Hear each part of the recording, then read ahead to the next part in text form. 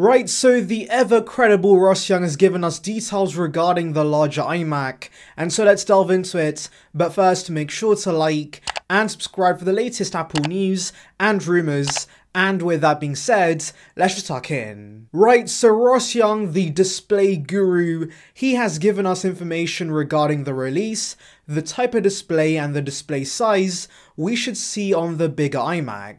And by the way, Ross Young is very credible when it comes to these display leaks, and so yes, this information is very credible. Right, so he says the bigger iMac is going to have a 27-inch mini LED panel that has a variable refresh rate between 24Hz and 120Hz. And by the way, the release of this iMac should be in Q1 next year. So yes, that's a lot of info, so let's break it down. So the first part that stands out to me is of course mini LED and ProMotion coming to this bigger iMac. That's going to be a massive deal, and this does make sense to be fair because we do have the same tech on the recently announced MacBook Pros. And so of course, since the bigger iMac is for the same target demographic, Apple should give us that liquid Retina XDR goodness with the bigger iMac, and that does get me tingling. And by the way, in case you're wondering why the display only refreshes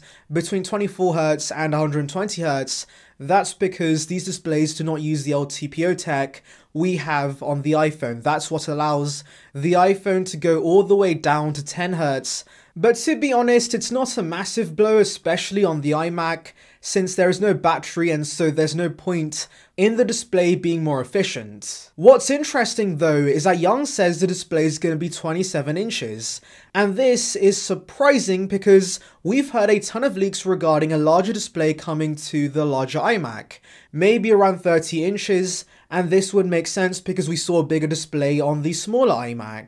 But it seems, for whatever reason, Apple's not increasing the size of the larger iMac, and they're retaining the 27-inch form factor we have right now with the Intel version. Now yes, I know Ross Young is never to be doubted, but this I'm a little skeptical about because we've seen bigger screen sizes across the board for the most part with these new redesigned Apple Silicon Macs.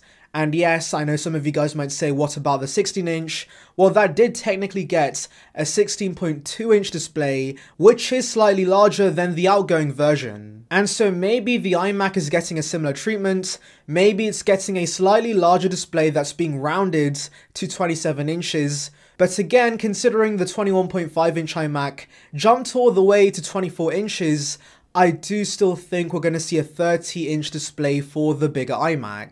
And to be honest, for the professionals that use these bigger iMacs, having a much larger display, especially with that liquid Retina goodness, would be very much appreciated. Now, of course, many of you guys might be wondering whether we're seeing a notch with this new iMac, and to be honest, it would be my nightmare if we see a notch and white bezels with this bigger iMac. That would literally burn my eyes, so please, Timothy, do not do that. And to be fair, I don't think Apple needs a notch on the iMac because the whole reason Apple has a notch on the MacBook Pros is brand recognition. It makes those MacBooks instantly recognizable, whereas of course with the iMac, it already has the chin. That's the part that makes the iMac, and so they don't need a chin and a notch with this bigger iMac in my opinion. But hey, who knows, maybe Apple's planning to give us Face ID with a future iMac, and so they might lay the groundworks right now and give us a notch. Now the final interesting tidbit from Ross Young is of course the release date. Q1 2022 is when we should see this bigger iMac, and this does make sense. So of course, Apple has a 2-year transition with this Apple Silicon process, and Tim of course emphasized this during the October event, and so that means they should be done with the transition by WWDC 2022. And so I think the spring event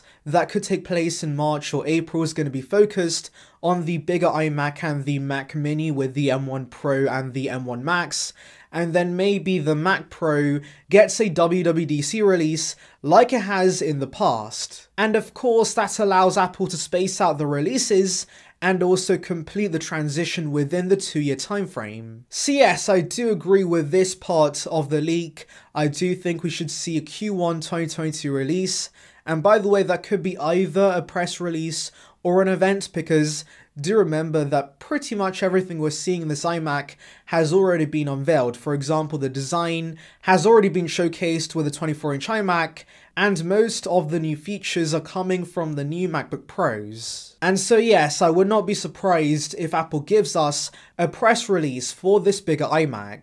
Now, as for other features with this bigger iMac, as I said, it's going to be very similar to the MacBook Pros, but I do want to say there is a chance we could see an even more powerful chip in this bigger iMac that's solely for desktops, because do remember that, of course, unlike the MacBook Pros, there is no battery in this iMac, and so basically Apple can go all in on power and forget about the efficiency, and so that means we could see an M1 Pro Max. As ridiculous as that sounds, that would make sense, and I could see an even more powerful version of these new Pro End chips. In fact, maybe we see a binned version of the Mac Pro chip going into this iMac. That would be pretty insane. And so yes, I do think there's a pretty good chance we could see more powerful chips with this new iMac. But yeah, that's pretty much everything. Tell me in the comments below, guys, are you waiting for this bigger iMac?